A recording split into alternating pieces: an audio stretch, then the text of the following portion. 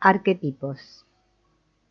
Entre los fundamentos del pensamiento de Jung están las ideas de inconsciente colectivo y arquetipos, dos conceptos que mejor que cualquier otro reflejan el enfoque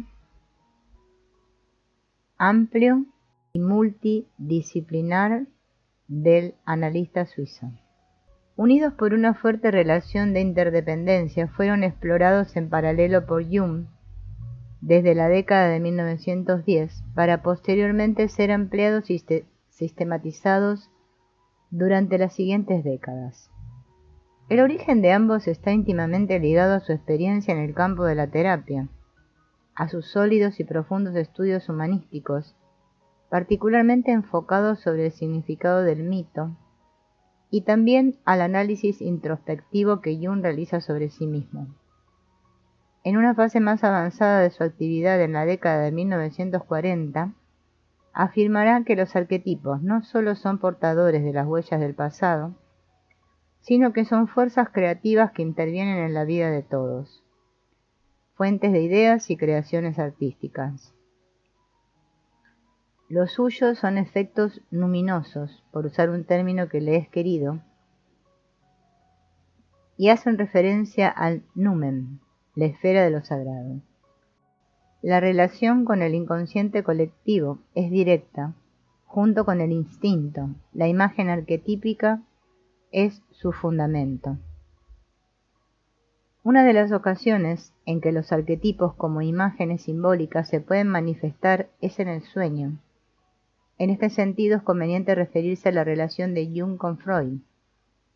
Desde el año 1900, cuando lo leyó por primera vez, Jung ha tenido en gran consideración la interpretación de los sueños.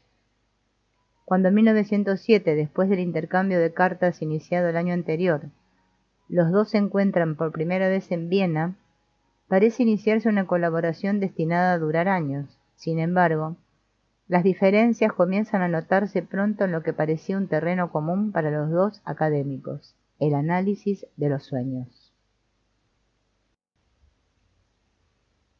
Los dos empezaron a explicarse y analizarse mutuamente sus sueños desde el principio de su colaboración, pero con el paso del tiempo las interpretaciones que Freud da a Jung no convencen plenamente a este último. En particular, no le satisface la contribución de Freud en una serie de sueños muy específicos cuyo significado no puede captar, ricos en símbolos difíciles de entender y de elementos que no están directamente relacionados con su historia personal. Son esos sueños que luego definirá como colectivos, un ejemplo de los cuales se explica en su autobiografía Recuerdos, Sueños, Pensamientos.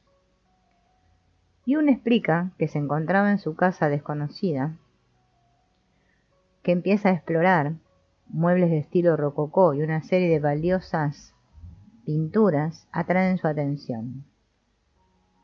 Jung explica que esa casa era desconocida, pero él la sentía suya. En ese momento que ve todos esos muebles y esas pinturas valiosas, decide bajar al piso de abajo.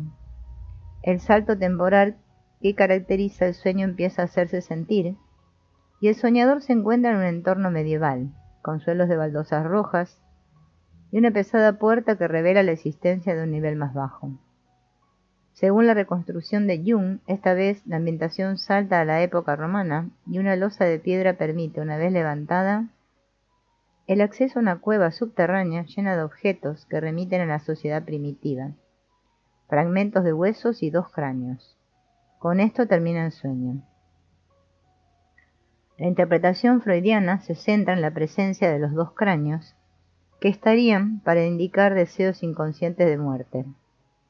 Jung aparentemente acepta la interpretación con el fin de no contradecir la autoridad del colega, pero en su corazón la rechaza, ya en ese momento. En su autoanálisis, la lectura se centra en la naturaleza simbólica de las representaciones psíquicas, y este sueño se interpreta como una especie de revelación.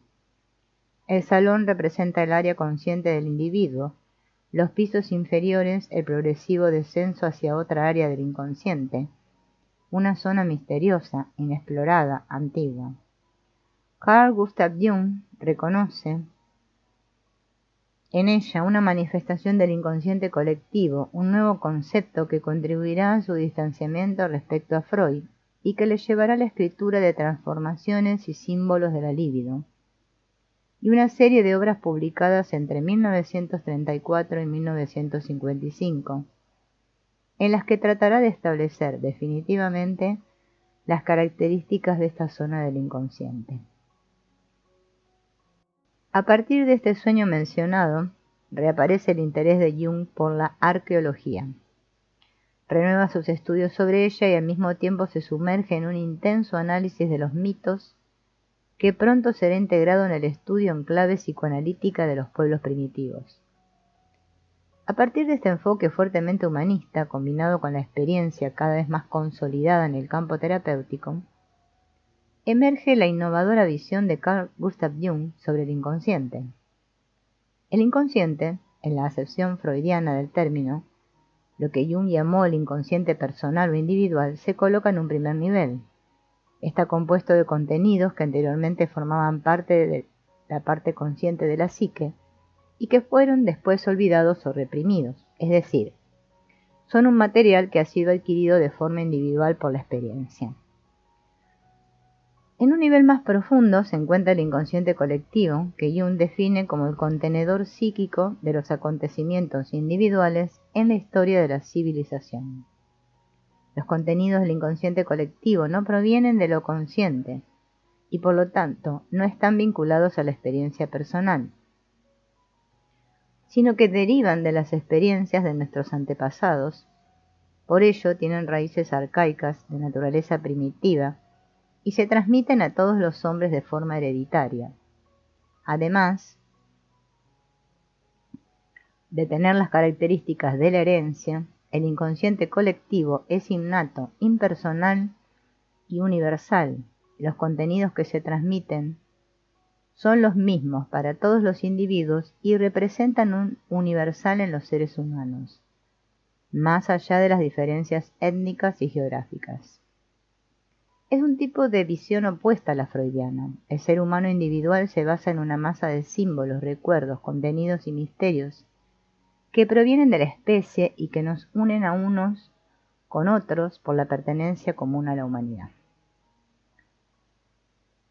En la concepción de Jung, el arquetipo es la unidad de referencia, el contenido psíquico que constituye el inconsciente colectivo. El término está tomado del griego antiguo arquetipon, que significa modelo original, y fue introducido por los filósofos Plotinio y Proclo, que, sobre el modelo del concepto de idea de Platón, definieron los arquetipos como las ideas universales presentes en la mente de Dios y determinantes para la creación.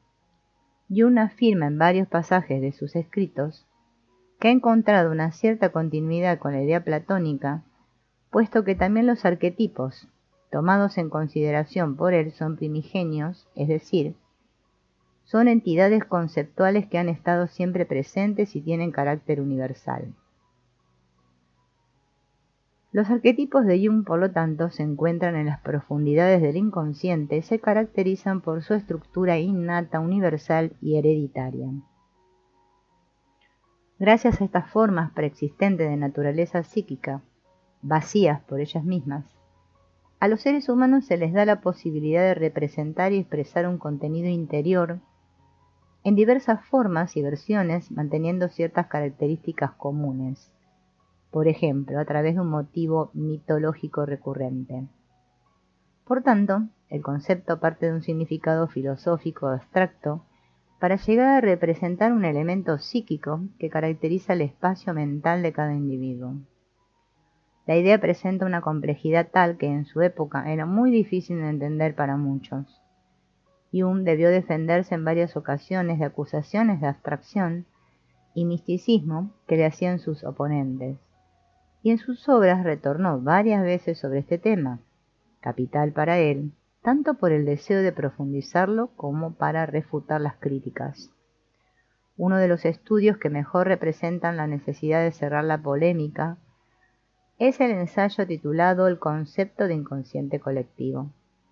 En este texto, Jung intenta definir el carácter empírico de su concepto de arquetipo y refutar las acusaciones de misticismo para siempre. La psicología de Freud y Adler se denomina psicología de la persona y reivindica la condición de ciencia explicativa. Ambas orientaciones sostienen que los factores desencadenantes de una enfermedad nerviosa son exclusivamente personales, pero reconocen la existencia de instintos comunes a todos los hombres y tienen en cuenta la influencia que pueden tener sobre la salud mental de un individuo. Sin embargo, los instintos son para Jung factores impersonales, ya que existen a priori, no se pueden representar hasta que llegan a la conciencia. Son hereditarios y pertenecen a todos los hombres. En resumen, tienen muchas características en común con los arquetipos, hasta el punto que es razonable pensar que esos mismos arquetipos son también imágenes inconscientes de estos instintos. Entonces, si la teoría de los instintos tiene un valor científico, las ideas del inconsciente colectivo y los arquetipos deben ser aceptadas de la misma manera. El objetivo en este punto es claro: mostrar que la dinámica psíquica del individuo no se refiere solo al conjunto de la experiencia individual, sino también a situaciones que pertenecen a la comunidad, a un espacio imaginario lleno de contenidos que pertenece a toda la humanidad, a la historia del hombre, y que por esta razón no está relacionada con el aquí y el ahora. En este sentido, Jung utiliza una serie de ejemplos. El más interesante está relacionado con la interpretación freudiana de la pintura de Leonardo da Vinci, Santa Ana, con la Virgen y el Niño. En el ensayo de Un recuerdo infantil de Leonardo da Vinci, Freud sostiene que la presencia de Santa Ana y la Virgen, respectivamente la abuela y la madre de Cristo, en la pintura remite a la biografía del gran artista italiano que tuvo a su lado dos presencias maternas. De hecho, al principio creció con la madre biológica para ser rápidamente acogido en la acaudalada familia del padre, y puede decirse que Alviera, la esposa de Giovanni Amadori, lo adoptó. La interpretación freudiana, sin embargo, no satisface a Jung, que identifica en el cuadro de Leonardo la representación del arquetipo de la doble madre, recurrente en diversos ámbitos, en los mitológicos e histórico-religiosos e incluso en las sociedades primitivas. Una amplia gama de ejemplos dan testimonio de la presencia de este tema arquetípico en diferentes momentos de la historia de la civilización humana. En este sentido, Jung cita la variante de la mitología griega vinculada a la doble ascendencia humana y divina de Heracles, hijo de padres terrenales, y al mismo tiempo adoptado por Hera. La naturaleza del faraón de Egipto se consideraba doble, humana y divina, y de hecho en algunos templos egipcios también está representada la segunda concepción, de naturaleza divina. El bautismo de Cristo en el río Jordán se considera un renacimiento, y el nacimiento doble puede leerse como una conexión con el arquetipo de la doble madre. También está en la base de algunas representaciones colectivas de las sociedades primitivas, estudiadas por el antropólogo francés Lucien Lévy-Bruhl, cuyas obras han influido en gran medida en el concepto del arquetipo de Jung.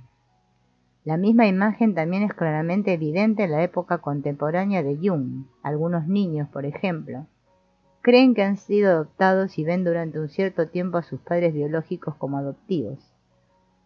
Se trata de una fantasía infantil de naturaleza bastante recurrente, que a lo largo de los siglos ha afectado entre otros a Benvenuto Cellini, que admite en su autobiografía haber sido víctima de ella.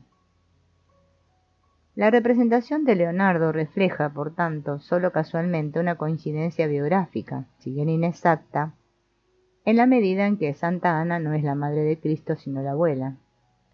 A través de esta obra, Leonardo ha representado probablemente el arquetipo de la doble madre, que ha pasado por diferentes momentos y lugares y que pertenece como una sola unidad a la capa inferior y profunda del inconsciente que Jung llamó el colectivo. Los ejemplos utilizados por Jung, sin embargo, no son arquetipos en cuanto el arquetipo está vacío, pertenece al inconsciente y designa exclusivamente la posible realización de un motivo en diferentes variantes. Los ejemplos de Heracles o del faraón son sólo representaciones del arquetipo que llega a la parte consciente de la psique a través de estas imágenes que, aún sufriendo modificaciones, conservan una estructura común casi sin cambios. Las representaciones simbólicas de los arquetipos inconscientes colectivos son señaladas por Jung como representaciones arquetípicas y se distinguen del arquetipo por su esencia correcta tangible. Lo que para Freud era prioritario a la hora de interpretar la psique, que es lo que nos distingue como individuos con nuestra amplia experiencia, para Jung desempeña un papel secundario. Infinitamente más grande es lo que une a los hombres, pues la fuerza del inconsciente colectivo se alimenta de miles de años de historia y continúa hablando a cada uno de nosotros en el presente, sobre todo a través de los sueños, los mitos y los cuentos. La naturaleza enigmática, inconsciente, vacía, en cuanto no contiene una imagen, sino solo su existencia potencial, de los arquetipos, no nos permite cuantificar con exactitud el número de estos últimos.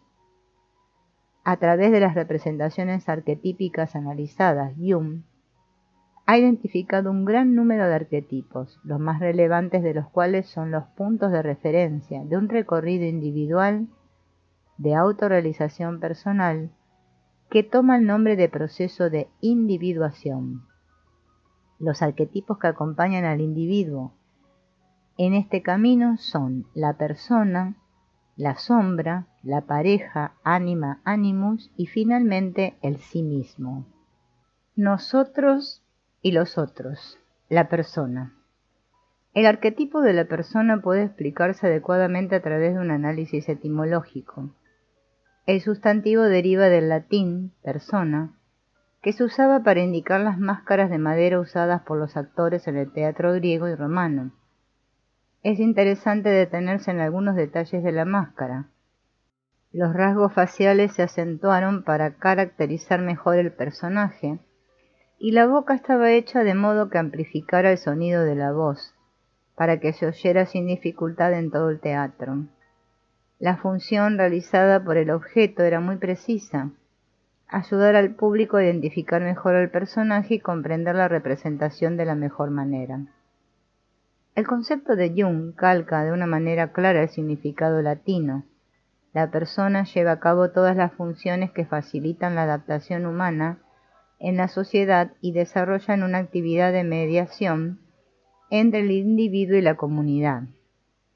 Mediante el arquetipo de la persona nos mostramos a los demás y modelamos activa y continuamente la idea que se construyen de nuestra imagen. Se incluyen aquí la ropa, los gestos, la forma de comportarnos con las reglas y las costumbres de la convivencia, las acciones y las palabras a través de las cuales nos mostramos y nos comunicamos en familia, en el trabajo, con los amigos, con los extraños, en situaciones más o menos restringidas. La persona está siempre con nosotros, como una especie de tarjeta de presentación. El contenido de la persona es universal e impersonal. Solo representa la máscara de elementos psíquicos colectivos que simulan la individualidad, la ocultan, pero no coinciden con ella. Es simplemente una voz teatral del inconsciente colectivo. La misión que desarrolla es hacer que otros crean que esa máscara coincide con la personalidad del portador, pero en realidad es solo un compromiso entre el actor y su público. La complejidad que caracteriza nuestro espacio psíquico va mucho más allá de la máscara. A menudo nuestras características psicológicas, nuestra escala de valores y nuestras creencias están muy lejos de lo que parece por fuera. Sin embargo, nos vemos obligados a fingir para adaptarnos. A partir de estas consideraciones, podemos deducir cuán grande es el impacto de la persona en nuestro equilibrio mental. Un impacto que, si se gestiona óptimamente, implica una serie de efectos positivos en las relaciones con el mundo exterior. A través de esta máscara aprendemos a aceptar y a ser aceptados. El riesgo, sin embargo, es dejarse llevar excesivamente por esta imagen externa e impersonal. Esto sucede cuando la persona, la máscara, se hace cargo y tiende a coincidir con el yo, la parte consciente, poniendo en riesgo la identidad personal. La superposición de persona y yo puede convertir en unilateral a la personalidad, que se queda solo con los valores ampliamente compartidos y al mismo tiempo pierde el contenido típicamente individual. En este caso, el inconsciente crea una compensación a través de una máscara opuesta que puede conducir a la neurosis o hacia comportamientos que rayan en lo ridículo. En las relaciones entre el yo y el inconsciente, Jung cita en este sentido los casos de importantes figuras históricas que han construido una máscara demasiado perfecta para ser verdadera, a la que se oponía como compensación un personaje privado, neurótico o lleno de extrañas manías, como escribe Jung, por ejemplo. Bismarck tenía accesos de llanto histéricos. Wagner mantuvo correspondencia acerca de las cintas de seda de su bata. Por lo tanto, hay que evitar identificarse excesivamente con el papel que interpretamos, cuando tenemos puesta la máscara detrás de la cual nos escondemos para defender nuestra personalidad. Sin embargo, no debemos descuidar la utilidad de estas funciones relacionadas con la misma máscara. Quien disminuye la necesidad del arquetipo de la persona, subestima la relación con los que le rodean y podría ofrecer a los demás una imagen de sí mismo torpe, inadaptable, huraña y en consecuencia le sería muy difícil encontrar una buena posición dentro de la sociedad. La sombra. Cada ser humano lleva dentro de sí el arquetipo de la sombra, el lado oscuro y rechazado de su personalidad. Mientras muestra al mundo la persona, la máscara que se ha creado bajo la presión de los estímulos internos y externos, el hombre sufre la influencia de todo lo que ha rechazado, de lo que juzga inapropiado o deplorable y que ha eliminado con una represión inconsciente. Quien se muestra fuerte, decidido, firme, esconde una parte frágil y dubitativa. Aquellos que hacen alarde de su generosidad tienen dentro de sí un implacable avaro. Los que escapan al dominio de los sentidos encierran una zona en plena ebullición. Los ejemplos son infinitos, tanto como las personas que han vivido. La sombra, que pertenece a una zona oscura del inconsciente, está estrechamente relacionada con la persona a través de una relación inversamente proporcional. Cuanto más se haga para comportarse según las normas y los códigos relacionados con la persona, tanto más, por compensación, la sombra se manifestará de forma aguda, violenta e incontrolable. El antagonismo entre nuestra parte consciente y la sombra puede desatar conflictos psíquicos de consecuencias graves, incluidos trastornos psicosomáticos, obsesiones y fantasías delirantes. A menudo conduce a una proyección sobre otras personas. Esto ocurre cuando sin darse cuenta se reconoce en alguien la parte rechazada y nacen entonces sentimientos de antipatía, aversión o incluso odio. En calidad de arquetipo del inconsciente colectivo, la sombra contiene no solo nuestra negatividad, como el lado oscuro del hombre primordial y de todos los hombres. Jung, sin embargo, admitió que una serie de aspectos ligados con nuestro lado oscuro está en estrecha relación con nuestra individualidad. De aquí la distinción entre sombra personal y sombra colectiva. La sombra personal está ligada a nuestra experiencia directa, a la dimensión de lo vivido, de la individualidad y por lo tanto al inconsciente personal.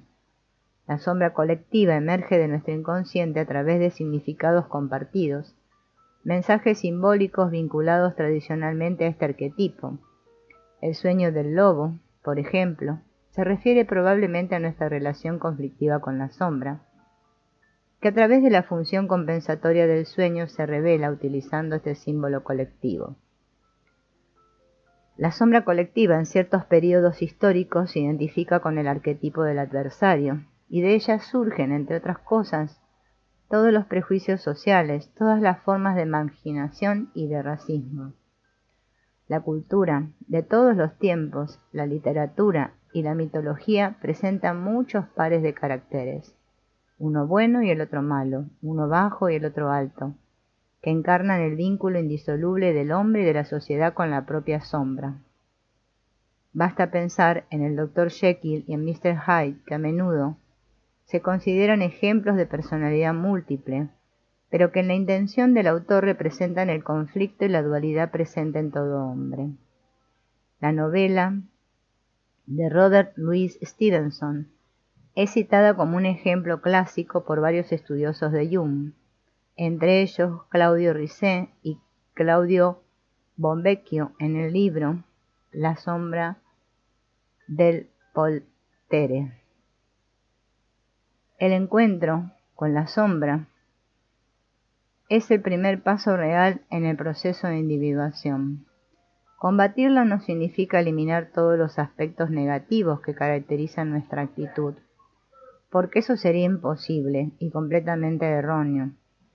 De hecho, Jung subraya en varios pasajes la importancia de la sombra, sin ella el hombre está incompleto. De la misma manera que coexisten bien, mal, masculino, femenino, en el espacio mental del individuo, así la sombra equilibra ciertos aspectos relacionados con la persona, con la pareja, anima, animus, y participando en el proceso de singularización contribuye a la realización de sí mismo, que Jung considera el propósito de la vida. Subestimar la sombra significa también menospreciar los contenidos sanos y positivos que tiene este arquetipo, ya que incluye aspectos reprimidos y no vividos de la personalidad.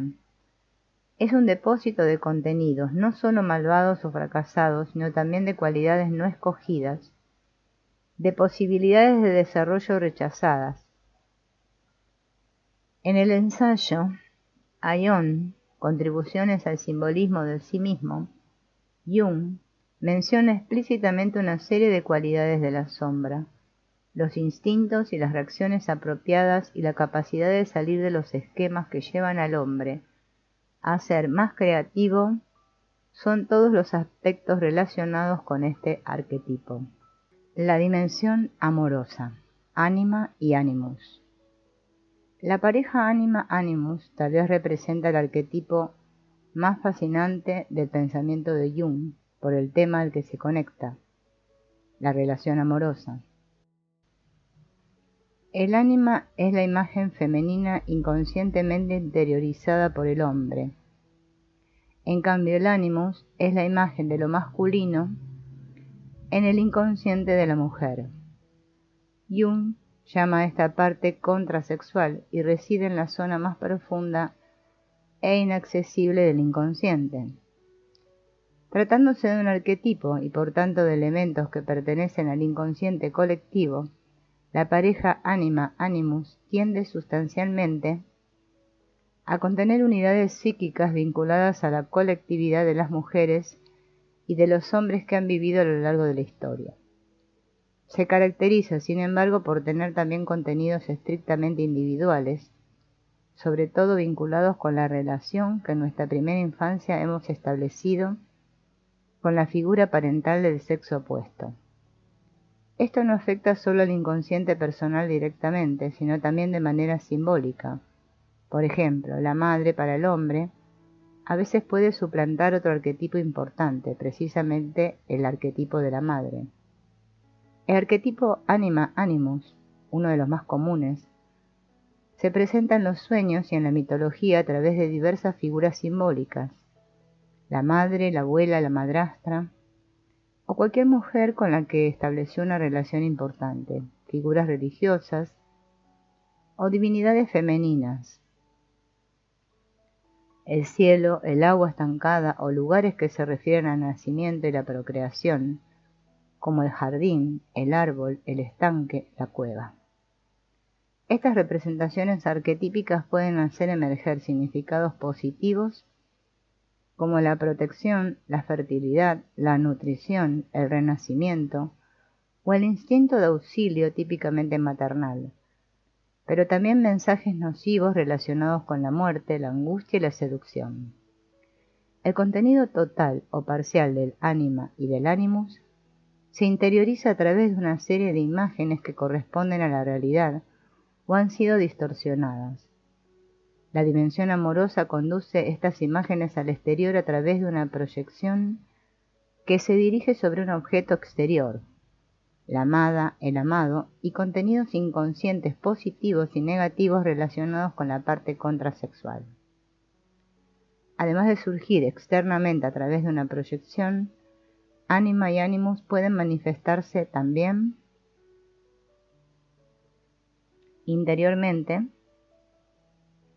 por medio de sueños, visiones o fantasías ricas en imágenes simbólicas, positivas o negativas, relacionadas con lo femenino o lo masculino.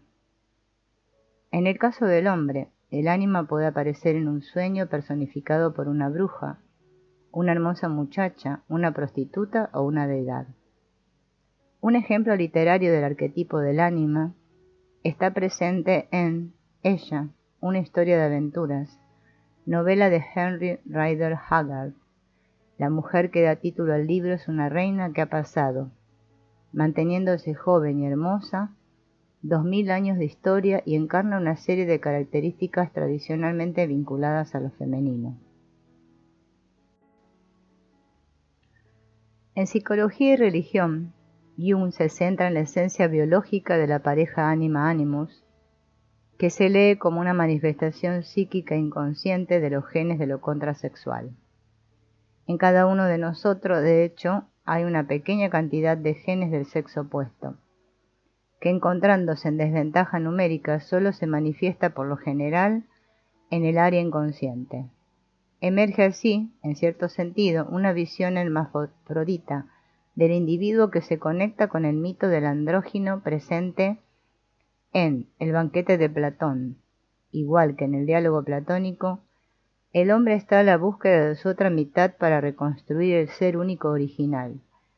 Así, el ánima o el animus llevan a una reunificación que apunta hacia una totalidad, un completarse psicológico ideal.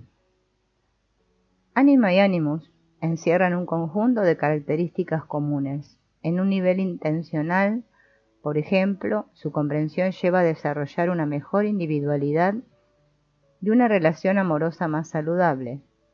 Sin embargo, la pareja presenta una diferencia sustancial que Jung subraya en varios pasajes de sus obras. El ánima correspondería al eros materno y el animus al logos paterno. En la actitud exterior del hombre prevalecen en general los ideales, la lógica y el sentido práctico, mientras que en la mujer se impone el sentimiento. En un nivel inconsciente, sin embargo, a través de la presencia de la parte contrasexual, la situación se invierte.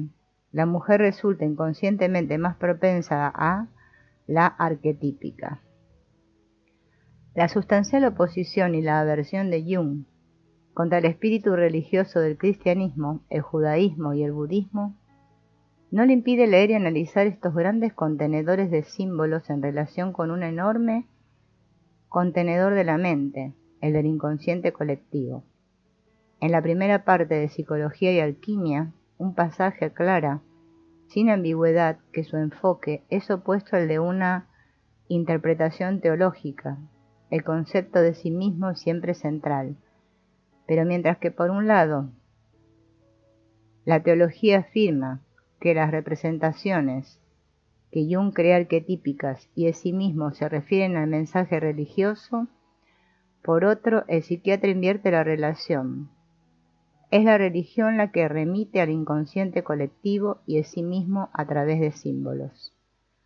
Ejercitar la función psíquica religiosa a través de los símbolos es una exigencia arcaica, vinculada al hombre primitivo, que en cierta manera se recupera, por cuanto Jung sostiene que el hombre contemporáneo ha redimensionado esta actividad psíquica, moviendo sus energías mentales hacia la ciencia y la política, más relacionadas con la sustitución que con el símbolo. En Psicología y Religión, libro que reúne una serie de ensayos escritos por Jung, el autor aclara el enfoque que guía su método de análisis de los fenómenos religiosos. La observación científica se coloca en el centro. No hay espacio para las consideraciones de naturaleza metafísica o filosófica. Él llama a esto su enfoque fenomenológico. Jung analiza el fenómeno en su manifestación concreta y está interesado en comprender la completa unidad y la totalidad. El sí mismo encierra, sintetizándolos, los lados inconsciente y consciente del hombre. En Psicología y Alquimia, una colección de ensayos publicada en 1944, Jung subraya la importancia de no confundir sí mismo y yo. El yo es solo el centro de los aspectos conscientes del hombre. El sí mismo es el centro y al mismo tiempo la circunferencia de la totalidad de la psique. En el sí mismo coexisten y se resumen en un elemento único que reenvía a la unidad, todos los opuestos.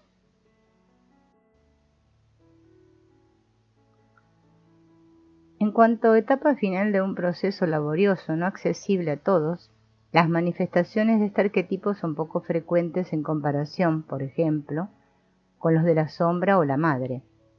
El individuo que consigue recorrer todos los caminos tortuosos de este camino hacia la totalidad encontrará en el sueño las representaciones arquetípicas del sí mismo, el héroe, el rey o una figura profética. Pero son sobre todo algunas formas geométricas, por ejemplo, el círculo o el cuadrado, las que proporcionan las imágenes que están más cerca del sentido del sí mismo.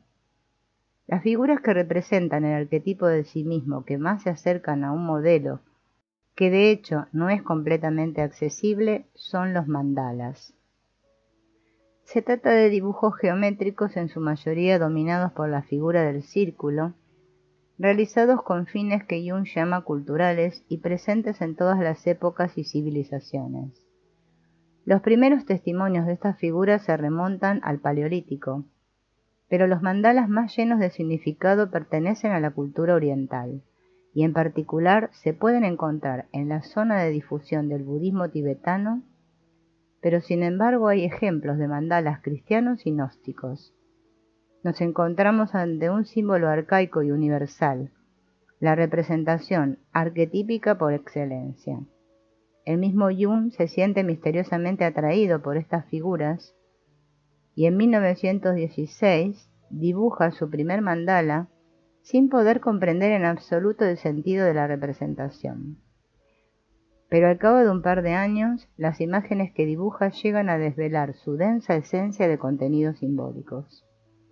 Los numerosos mandalas que realiza en ese periodo se le aparecen finalmente como criptogramas sobre el estado del sí mismo, del que le proporcionan una vívida representación. Jung ya ha superado la idea de la supremacía del yo.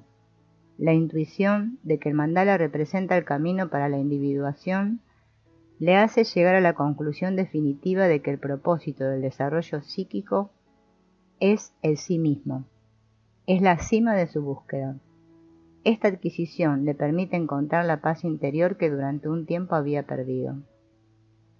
Los mensajes procedentes de los análisis que Jung hace sobre él mismo, a través del proceso que llama imaginación activa, a lo largo de los años se suman a algunos análisis de los sueños. Los mandalas, de hecho, se producen en los sueños de algunos pacientes en los que la trayectoria de individuación está en una etapa avanzada y están destinadas a compensar la coexistencia contradictoria de los opuestos que viven en la zona consciente e inconsciente del espacio mental. El contenido de alguno de estos sueños se detalla cuidadosamente en Psicología y Alquimia. Dentro de este texto, Jung examina una serie de sueños de un joven paciente dotado de una sólida cultura. El material recogido por el psicoanalista incluye unos 400 sueños, aunque no todos se analizan con detalle, con el fin de salvaguardar la privacidad del muchacho. Estas representaciones oníricas se refieren a un periodo de unos 10 meses y es interesante tener en cuenta el tipo de enfoque utilizado por Jung.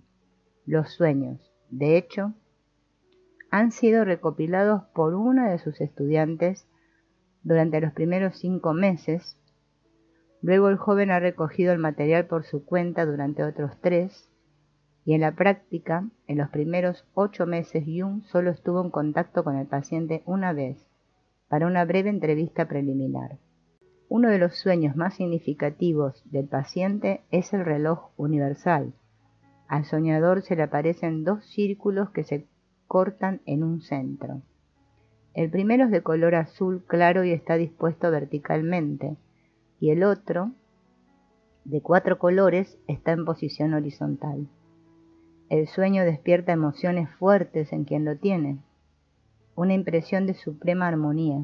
La figura es un mandala tridimensional de carácter completo y definido, cuyo centro representa el sí mismo de manera inequívoca. Cuando las temáticas colectivas se descuidan y rechazan, el hombre bloquea su diálogo con el inconsciente, sacrificando las necesidades individuales reales. A pesar de que la integración de los arquetipos es descrita por Jung como un reto muy duro, tiene un firme valor terapéutico que nos ayuda a arrojar luz sobre nosotros mismos y a eliminar las barreras impuestas por la civilización en nuestro viaje de autorrealización personal.